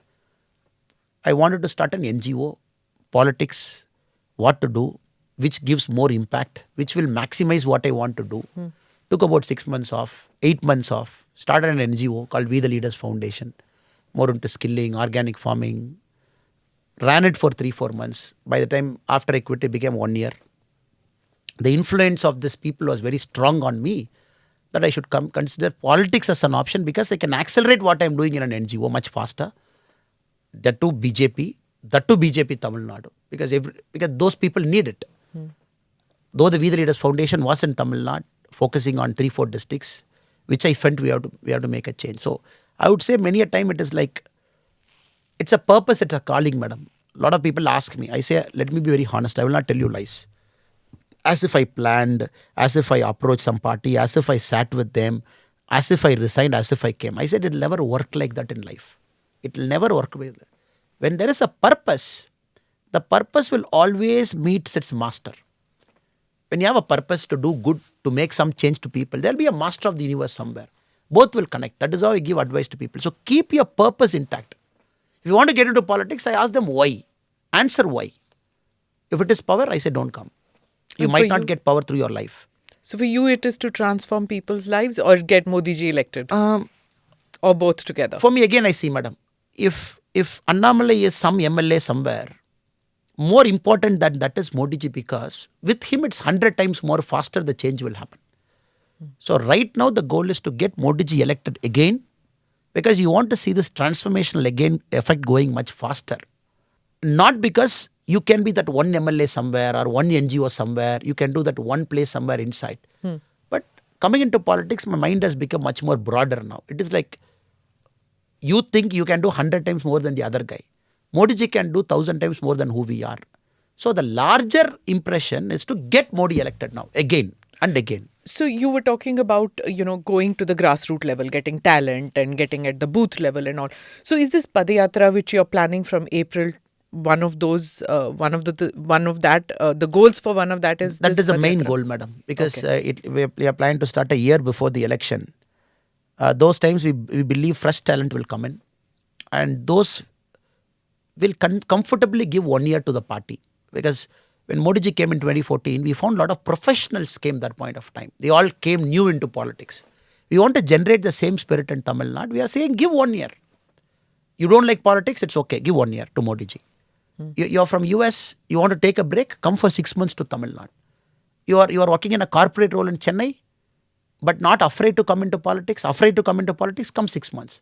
So I believe this Padayatra would be a catalyst to kind of recharge politics at the local level, which is completely away from the traditional Tamil Nadu political mold. You need money, you need to pay 2,000 rupees for each vote, you got to have star power. We believe we can break it by this Padayatra. But then everybody is going to say you're copying Rahul Gandhi. Rahul Gandhi's thing, what has happened now, it has become, madam, you put a shoe and a t-shirt and a jeans pant, you walk, people call that as Padayatra. I think Padayatra is not that, madam. And Yatra is not that. I fundamentally believe it is more going, meeting people with a larger purpose. Rahul Gandhi ji, after walking this many kilometers, on one of the interview I saw, I've traveled so much across India, I haven't seen hate. Last one of interview, I haven't seen Delhi, he said, I haven't seen hate. Then why did you start the Padayatra? In Tamil Nadu, when Rahul Gandhi ji started, we said there is no hate. Why do you want to waste your time? Instead, you want to call this a walking competition, you do it. We don't have a problem. After 3,200 kilometers, he says no hate. But Padayatra should have a larger purpose, madam. It is not you are angry with Modi ji, you want to do it. You are angry with this, you want to do it. Congress party is weak, you want to do it. No, it does have a larger purpose. Here you want to redefine Tamil Nadu politics itself. He says it is in the midst of hate, it is pyar ki dukan. He's opening up places where love can be distributed through his Padayatra. What are you trying to distribute in your Padayatra? It is to properly connect Modi ji, number one, madam, to all the rural audience. Second, to strengthen the grassroots. And third, to find enough number of volunteers, professionals who will give 1 year to 2024. Because 2024 is going to be a very important election. Like what you said initially. 2024 happens, 2026 will happen. So I see both are in a long journey, both are milestones, madam. Annamalai ji, you were talking about your privacy going in a way because now you have this security which the government has given you. For those who don't know why it happened, could you just tell us that what statements of yours it was? It was about Islamic terror and it was PFI and those kind of comments that led to. I really don't know, madam. But being an ex-cop, people target you for a n number of reasons. I don't know why it is. Why security agencies have picked up some alert, some threat. What is the intelligence input? Nobody shares with you. And in India, we are emerging as a nation, ma'am. As a nation, we are emerging, and we are. Many of us, when we put ideology first and talk very vociferously, you tend to get into wrong people's mind. It always happens. That in a state like Tamil Nadu, we have lost a sitting general secretary of the party who was hacked to death outside his home by Islamic fundamentalist. Till now, we have lost more than 100 Karyakartas, BJP as a party at different points of time. Vellore, Kanyakumari, Coimbatore, all murdered and killed and anything. Especially because they put ideology first for what they are doing. So from the outside perspective, for people who say Tamil Nadu is a very safe state, Tamil Nadu, you don't see this law and order problems and others. Tamil Nadu is a state where terror exists. Modules are very strong. ISIS has got a very good presence. You have seen in Coimbatore now. Even before that, a wannabe truck bomber was picked up in Salem. He has already purchased a truck. He wanted to run it in a Vinayaka Chaturthi procession. He was just picked up after he purchased the truck. So no more Tamil Nadu is that state where everything is peaceful, everything is great. Tamil Nadu has become a very ideological state also, especially in the last many years. Tamil Desiyam. People want us. We have parties in Tamil Nadu who advocate a separate state as of now. They contest in elections also. We have parties like DMK who are like here and there. Then we have parties like BJP which are like strong nationalist. So Tamil Nadu has got all kinds of political characters, unlike Karnataka, existing in one state, in each alliance shifting from here to there. So it's a very complex state. In fact, when the Sri Lankan Easter bombing happened also, people say the help and the planning went from Tamil Nadu. That is why NIA picked up a lot of people from Coimbatore at that point of time. I really don't know, madam. But having said it as a ex-cop, when somebody tells me this is an issue and this is a serious issue, my job is to listen to them and maintain that precaution So also. what is your view on PFI? Should it be banned? Shouldn't it be banned? Is there scope for strong ideological parties to exist? Now, PFI has been very consistent in the way it has been behaving over many years. In fact, I was of the opinion, since we are very close to Kerala, I keep seeing what is happening in Kerala day in and day out. It is like a free for all. They just come every month, they hack one BJP Karyakarta and RSS Karyakarta, you just hack him in a broad daylight, throw him away and walk out. It is like, you just cannot see this in a civilized society. So the ban on PF is 100% right, because they have gone beyond the contours of what they were supposed to do as a social organization. They're spreading hatred, money laundering, killing. And Tamil Nadu also, PFI had a huge presence at different points of time. And that too, in a country like India, when MHA with a lot of agencies input, when they do a very meticulous study of what has happened, it is a very well-ordered ban also. But I believe banning PFI is also a warning for other elements who can take India for granted. India was previously a soft state. Before 2014, India was not a very hard state like this. Hard state in the sense we protect our borders, we protect the sovereignty of our country. 2014, soft state. Pakistan came in, ISI hit Mumbai 2009, they walked out. We never reacted anything much. It was always seen as a soft state in the world's eyes. PFI somehow got used to that India is always a soft state. Now India is a very hard state in terms of our thinking and behavior. So this new thing has changed. There are still many organizations in India like mini PFIs here and there. They also have to understand, they have to mend their ways and come into the constitutional ways of functioning. Another regional issue which I want to talk, of course, Islamic fundamentalism is not a regional issue, but we were talking specifically in terms of Tamil Nadu. Now that, another issue is the Sethusamudram project. Can you tell me what is your objection to this, so that, those who will want me to specifically ask you about some of these projects? I'll take a little bit time to explain, madam. Sure. Okay. For people, many people from across India who haven't visited Rameshwaram, who hasn't seen Ramanathapuram, Rameshwaram is not exactly the tip of Tamil Nadu. It is closer to Sri Lanka, where we have the Lord Ramanathapuram temple. And in Ramayana, we all know the story where Lord Ram was, along with Sita Mata, when they were flying, they wanted a lingam for worship. So since they couldn't find any lingam, they sent Hanumanji to go and find a lingam and bring. Hanumanji came all the way to Kashi Vishwanath temple to find a lingam. By the time the lingam came, Sita Mata made a lingam out of sand and made Lord Ram to pray. And we see in Kashi, the lingam that has come, we see the sand lingam, both present inside the Lord Ramanathapuram temple now. This is the history. From there to go to Sri Lanka, what in English they call the Adams Bridge. In Tamil we call the Ramar Palam, meaning Ramar's Bridge. In English we call Rama Setu. In Hindi we say Rama Setu. It's a 58-kilometer landmass bridge which connects India and Sri Lanka. From the satellite image, we all have seen it.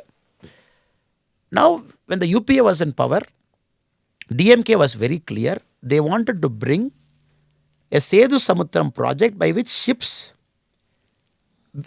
if they have to come to Thoothukudi, they have to come to India, cross Sri Lanka, come above Sri Lanka and come to Thoothukudi. They wanted to bring a structure where the ships will come in India. Between India and Sri Lanka, it will enter, go over Ramasetu and go to Thoothukudi and other ports. They say this is important because we save a lot of money. The cargo traffic will start coming towards India. They will not move over on Sri Lanka. This is the whole idea, madam. They have also made an alignment called Alignment 4A. Alignment 4A, they have given a drawing that will come. Alignment 4A exactly breaks Ramasetu by creating that Sethusamudram project. In 2018 March, the central government gave an affidavit in Supreme Court, our BJP government, where we said We have an objection to the previous Congress government's 4A alignment in which Ramasetu is destroyed. But the central government is considering other alignment as of now where Ramasetu shouldn't be even touched. This is because their objection is that there is no Ramasetu, isn't it? DMK's objection. Yeah, DMK and UPA. DMK, Congress, their objection continuously is this is a figment of imagination. There's nothing like that. But BJP, central government's view is Ramasetu, we will not touch it. But at the same time, we are not against the Sethusamudram project per se. We will find some other alignment. This thing. 2021 January, the Honorable Prime Minister Narendra Modi has put a committee to study the Ramasetu scientifically and give a report in 3 years. The committee is functioning as of now. Parliament recently, when Jitendra Singh ji was giving an answer to a question, he mentioned very direct to a question that was asked, whether the existence of Ramasetu connected to Ramayana is confirmed. Jitendra Singh ji very clearly mentioned that structures do exist. Since it is 18,000 years before, the government as of now, the committee and everything is studying. As of now, Ramasetu bridge is not confirmed, but structures do exist. And of course, the committee is functioning, we will get a report. What Tamil Nadu government did in the assembly is they picked up one line of Jitendra Singh ji. They said, since the central government themselves say Ramasetu did not exist, so we are bringing this project. In the assembly, our members who were there, they said, look, we don't have a problem with that project, which is central government's viewpoint also, but don't do alignment 4A. So BJP stand is no alignment 4A, by which Ramasetu bridge will get damaged. Do some other thing. Now, what is it? What is the thing behind it? Now, I'll also say that, madam. This project 4A, it's a stupid project. I'm using the word called stupid because Jayalalitha madam used it in 2014. She used the same word. She said, when you say big ships can move in this is a very peculiar area, madam. If you look at the sea between Sri Lanka and Tamil Nadu, it's a shallow area. Unlike other parts of India, it's a very shallow. You see coral reef, we have the Ramasetu. In Mantapam area, you have the seawater, this height, you see the land below for kilometers inside. Every time a ship has to come, after the ship going, the sand will come inside and close that route. A continuous dredging operation has to be done in the inside that for the ships to pass. Jayalalitha madam said, look, huge ships cannot come because the dredging operation has to be continuous. The project will fail. She says even 20,000 ton ships, which Tamil Nadu government owns, called the Pumbugar Shipping Corporation, even they can't come. It will benefit only two people because TR Balaji, you own a shipping company. She mentioned the name. Your ships can't come. She mentioned Kanimulli avargal name. She said, you own this Westgate Logistics. You are a shareholder. You have ships. So your ships will come. No Tamil fisherman is going to benefit. So she dared and challenged both the TR Balaji and Kanimulli madam. She said, you put it on record, you don't have any ownership in the shipping company. Invariably, Kanimudi madam is the Thoothukudi MP now. Her constituency also comes along the coastline. And TR Balaji is a Chennai MP. Till now, they are yet to answer whether they have a shipping company in their name. This is number one, madam. Two, the recent study says, when the tsunami came, lot of damage happened. The coastline between India and Sri Lanka did not get damaged because the shallow waters absorbed all the energy. The coral reefs also. Coral reefs, madam. So technically it protects us from tsunami because the Indonesia plate is always very fragile. So it will protect. Third, madam, is R.K. Pachuriji's committee report. He said economically this project is unviable. The planning commission, which was then in 2000, before 2014 said, for a 25,000 crore project, the 25,000 project that point of time, he said, it can only be functional if it has got a 12% internal rate of return. This project doesn't even get 4%. There is no cost saving, there is no fuel saving, because the dredging money offsets the fuel saving that you will do by skipping Sri Lanka and coming inside. So overall, whatever Sethusamudram project we have discussed till now fails in multiple counts. For M.K. Stalin ji and for Tamil Makkal, if you want a new Sethusamudram project, we have to completely work out of the box, sit with central government, do some other alignment which might favor us. The current project, will never be a Not be starter. Madam. viable. Okay. Now, I cannot conclude on Tamil Nadu politics without discussing the caste issue, because that is also always, uppermost in people's minds when they start talking about how to give seats, how to give tickets, what is the alignment in Tamil Nadu. The BJP now seems to be fractured in many ways. You are accused of being anti-Brahmin, anti-upper caste. How do you handle that now? It's very funny, madam. For the first time, DMK is talking very positively about Brahmins of our state. For the very first time, they say that look at Annamalai. This is BMK's official MLAs and MPs. Look at Annamalai. This guy is making sure no Brahmins want to exist within BJP party. So Annamalai should be kicked out. This is DMK saying that Annamalai is anti-Brahmin. The only thing they say, because somebody resigned from the party, somebody gets suspended from the party. If you take what I've taken, some decisions, disciplinary decisions as state party president, they don't talk about any other caste. Of course, we have suspended n number of people of different communities. I don't even know what community they are. But they pick up one or two Brahmin community people getting suspended from the party for some disciplinary reason. They pick up that and say, look, this fellow is anti-Brahmin. This is number one. And which is very interesting to see, because how DMK itself is clueless with respect to accusing me. They should have some basis to accuse, madam. Accusing me of Brahmin bias by DMK is the most idiotic argument in Tamil Nadu's history after independence in 1947.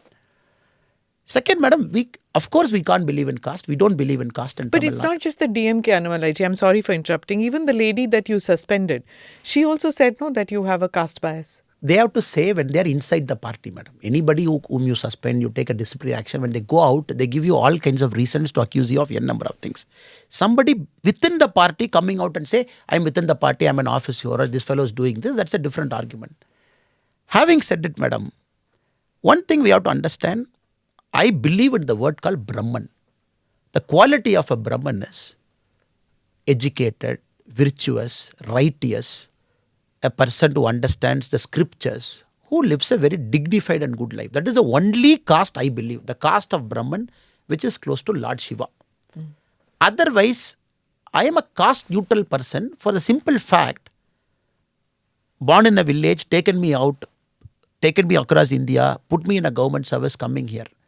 It will be stupid of me to believe in caste, because many places we have broken caste. Many places we have seen great number of Tamil Brahmins, especially in Tamil Nadu, almost like Jews. The Tamil Brahmins of Tamil Nadu, they are literally Jews. In the sense, 1971, 75, 77, a Tamil Brahmin says, I'm a Tamil Brahmin in Tanjavur. Take it from me, the DMK will do something to you, madam. They come and deface your house. They'll put some chapel, they will bring Lord Rama outside your Agraharam, put a chapel garland to Lord Rama in Salem. They have done it. They have done it in Tanjavur.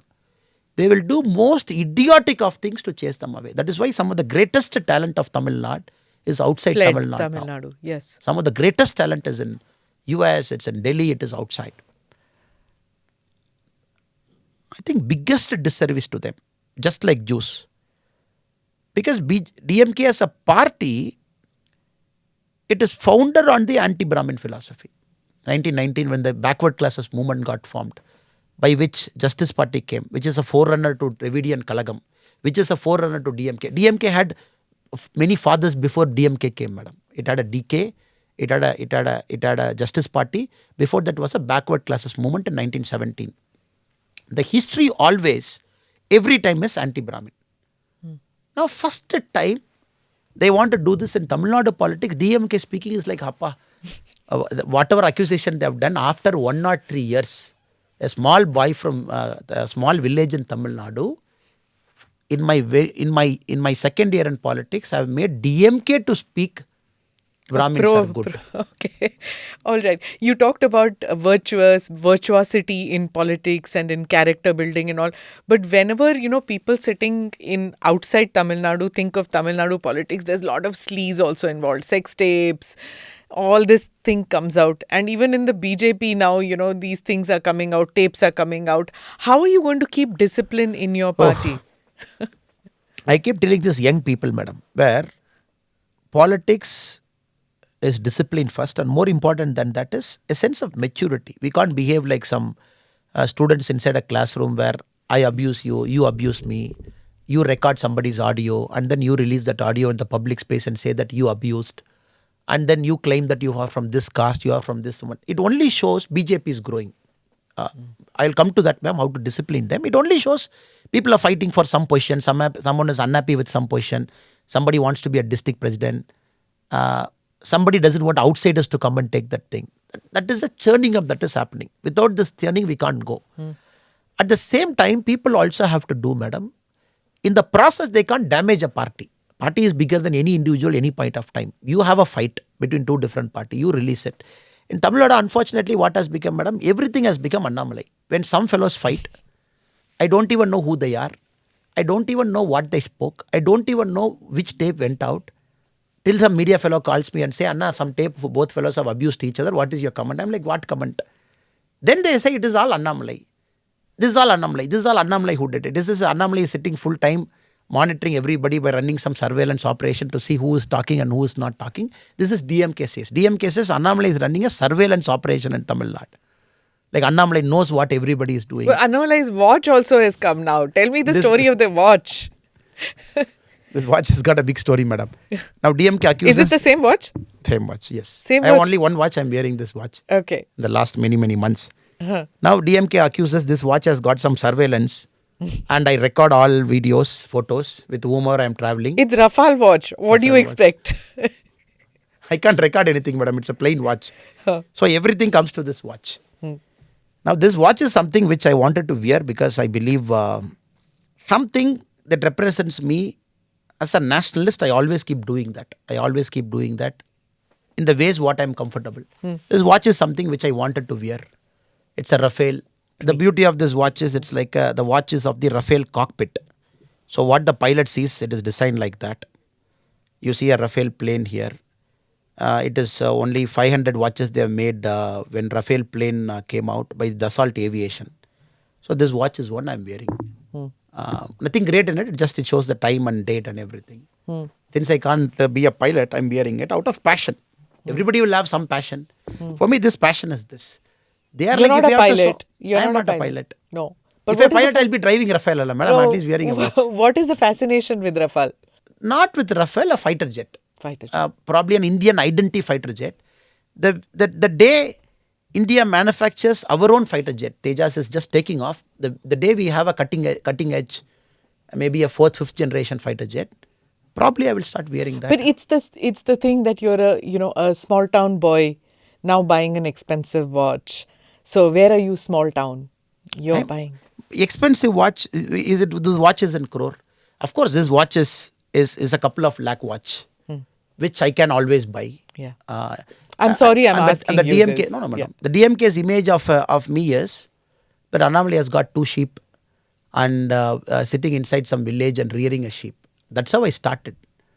But as an IPS career, I've earned money.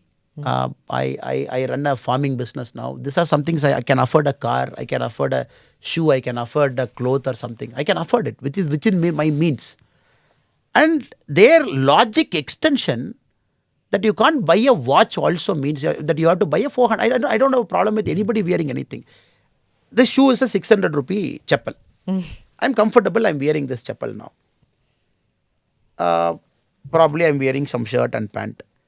It doesn't necessarily have to wear a 1 lakh rupee shoe because it's not needed. For him, 600 rupee shoe is comfortable. But watch, this is something that represents who am I as a person. So I am wearing it. But all DMK has to understand, I am probably the first person in India. A party in power is asking a common man show the bill, which of course I am showing April, the day I start my Padayatra. I am like, Hare Baba, till now what it is? Commoner has asked a powerful person, government money, you are an MLA, show bill. How did you get a house? Disproportionate income. I haven't taken a single penny after coming to politics in Tamil Nadu. Now you want me to show this bill. Now this is very funny. That is what Tamil Nadu politics have come down to. But having said it, it has become a good occasion for me. Because corruption till now, when I talk about political corruption, half the people don't listen. They are like, Tamil Nadu, this is par for the course. What is new you are talking? People have spoken about corruption previously also. We have accepted corruption. You talk about other things. That is Tamil Nadu politics till now.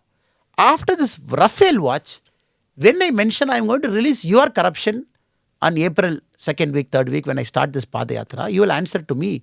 Now corruption has become an issue suddenly after many years. They're like, what Annamalai will release? Annamalai is releasing against which minister? Ministers will come and press meet and say, I don't have anything, but if Annamalai is releasing, I will answer. Okay, so you like ruffling feathers. I've seen your press conferences also. You don't hesitate in doing this one-on-one combat with some journalists also, isn't it? Only with agenda journalists I have a problem, madam, because they belong to a particular party. They can't put party's ideology in a press meet. They say there is okay with asking a question, okay with we having an agreement or a disagreement, having a discussion. But continuous party line. Press people will defend Ondri Arasu's right to me. They don't understand. It is my comment. It is the view of the party. The press people initially in Tamil Nadu, the fights that you have seen, they will defend Ondriyam's right. I'm like, you have a stand, it's fine. Media can always have a stand. But this press conference is me giving you my stand and the party stand. You should listen. You can't debate and argue with me that your stand is powerful than my stand. So this is where many disagreements come, because they come from a particular television channel which is owned by a political party. You know, one more thing I want to talk to you about, I can't let you go before that, is about women's issue. You know, you spoke about how Karunanidhi had said something about Indira Gandhi and, you know, many times, and about, this lady who was dismissed from your party, who said that there is no scope for women in the party. You had recently said about a certain law and order situation, you said, give me 7 days and I can solve this crime if given a chance. It regarded a woman, a crime against a woman. You said this. What is, in your view, and the other thing which I want to say is that, in many states it's been proven that women vote for the BJP because they are the real labharthis. They are the people who have got benefit by many schemes, pro-women schemes of the BJP, Ujjwala scheme and many others. So now tell me, where do women feature in the BJP's Tamil Nadu unit when you make policies, schemes, programs, your politics, personal politics also, and BJP's politics? Where are women in that, in the scheme of things for you? If we ask any Tamil woman, madam, after the demise of Madam Jayalalitha, it is Narendra Modi ji who is comfortably filling that vacuum where women see up to a leader. I think women don't accept everybody as a leader, madam. For them, it is all, they have to have certain values which they see in their husband, in their father, in their household. Women are very sensitive. They see those qualities in the Prime Minister, that integrity, truthness, taking care of them, as a person who will protect them. They see all these qualities, then Modi ji occupies that space. Jayalalitha occupied that space for a long, long time in Tamil Nadu politics. For her, the biggest voters were women voters. She will sweep women voting, so nobody could touch her for a long time. Only when women deserted her, like when videos were shown about Madam Sari or Chappell or something, 2-3 elections they deserted. Otherwise, they flocked towards her. So now, Tamil Nadu BJP has got a responsibility more than ever that the impression that women are coming towards our BJP and Modi ji, we have to translate that into votes. That is our duty. Having said it, madam, enough number of women are coming into the party. For the first time in Tamil Nadu BJP's history, we have 2 women district presidents. Normally, you don't see women district presidents in the field because they have to fight. District presidents are the people, they fight, many times it's a fist fight. You and DMK fist fight, you and police fist fight. I've given chance to 2 women district president in BJP's history, and Tamil Nadu, you are president. Many people opposed me, like, look, you're putting women in danger. In a crowd, they do all sorts of things. So traditionally, Tamil Nadu, right now, ADMK, all district presidents are male. DMK, all district presidents are male. Always male. It's a history in Tamil Nadu where I've made 2 women district presidents in BJP who had a district unit. I called both of them. I said, look. This is strange because in Tamil Nadu, you go to any office, there are women working there. Very strange, madam. There are scientists, women, teachers, every job. But how come in politics? Women are there as vice president, women are there as secretary. No party gives a chance in Tamil Nadu to women as a district president. Congress all are male. VCK all are male. Communist all are male. We are the only party, 2-woman president. A lot of people within BJP opposed me. They said, you can't do that. But here it is all very aggressive politics. Pushing, pulling happens. You are putting women in danger. I called both the ladies. I said, look, I want to trust you. Seeing your performance, I have to convince the other senior leaders and other people. Next 10 women we are pushing. 15 women we are pushing. Because when women are voting for you, when women are not in the field, how will they get connected to the party? Now I am happy to say, these 2 women among the 66 are the top 10 outstanding performers. Booth work, travel. One lady has got a child who's studying in college. The other person has got a school-going boy. But both give 16 hours to the party. They are always in the field. Travel places. Maybe you should do a story of them sometime. Specifically this part, madam. It's very inspiring. We do everything. Because I believe we are preparing the mind. Women, BJP state vice president. We have 4 women. But it is not about 4 women as state vice president, ma'am. It is important, 50% of women, district presidents are there. That is important. They are the people who connect. The office bearers don't connect. Office bearers are here to do politics in Chennai and other big cities. These people are daily there. They lead a team. They form booth committees. They go. We have done it. And that is my vision for the state. Having said it, madam, I don't want to push it too much also. Because it's a male-dominated politics.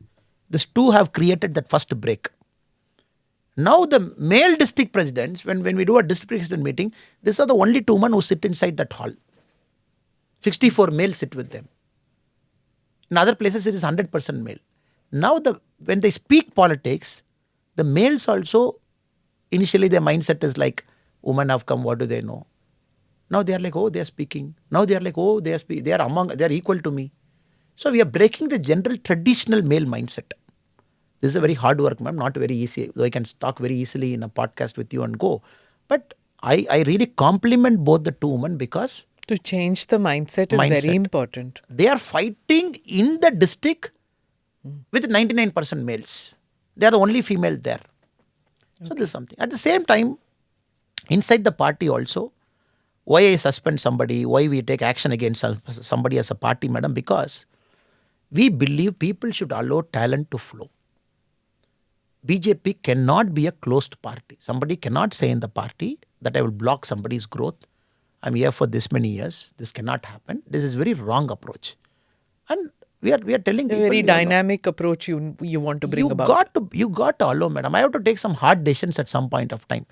Maybe I've taken very little disciplinary action. That is my last resort. I do a lot of communication, one-to-one, talking, coaching, delegating. We do all those things. Does your IPS training help in that? To take these hard decisions? When it comes to hard decision, I'm not very afraid to take it, madam, because I want to send a message to the whole party, but we are doing it. Because I am doing this on like an urgent mission, madam. You don't catch it now, you will never catch it again. I can also comfortably sit in the chair, wait for 10 years and allow somebody to die, another vacuum to create and do it.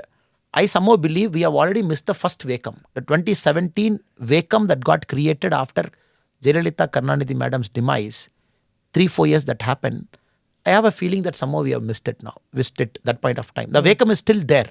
It hasn't closed the gap before somebody emerges as a leader. Politics, you got to go catch it and come, madam. So people say Annamalai is very aggressive, Annamalai is fast, Annamalai is doing this. The reason, madam, I believe you don't do it now, you will not get that chance. Politics is just the time. Modi ji is 9th year into his prime ministership. 10th year. Tamil Nadu people are seeing. They have seen Modi ji for 9 years. We have to translate that into votes now. I keep drilling into our party men also. Come on, guys. This is the time. Let us function like a corporate company. Though we are a political party, let us have measurable variables. Let us reach households. Because with 9 years with Modi ji as PM, such a great person sitting in Delhi, if we can't change Tamil minds, it's a shame for the party. This is my approach. A lot of people say, no, Annamalai, you're too fast. You wait for some more time, things will happen. I'm like, 2024, Modi ji is 100% going to come. It will be a fool of a voter to say, I am going to vote for some MP who will not be BJP, knowing fully well Delhi you are going to come. It will be a waste of a vote. I'm saying it is only 16 months. Tamil people, for the very first time, they believe Modi ji is going to come. 2014, they did not have a belief. Tamil people, Modi or lady. 2019, these people did negative campaigning. 2024, very first time, Gujarat they are seeing other states. Next they will see Rajasthan, Madhya Pradesh, every state coming, including Karnataka. I'm believing it is going to set a very positive narration till And 2024. 2026? 2024, we come inside, madam. Then we are there. We got to show some MPs inside. 2026, build on that and reach it. 2024, you miss the bus. So for me, the sense of urgency, the reason I'm in a hurry. The reason 2019 you missed the bus, you're saying? 2019, we missed the bus because there was a vacuum then. We So allowed 2024 and 2026 are your two targets now. two targets. We have to finish the target. There's no more extending the target, madam. Okay. This is the time. With Modi ji, 9 years now. If you So can't do it. I think your name should be changed to Annamalai now, isn't it? That is why people say I'm people Man call in a me hurry. as man in a hurry. But I have to do it, madam. There's no other option. Sometimes I rub the wrong way. Some people are uncomfortable with me. I try to push some things very fast. I am not like a traditional politician who will allow things to mature. I want to put more firewood and cook faster. But right or wrong, that is my style, madam. Okay.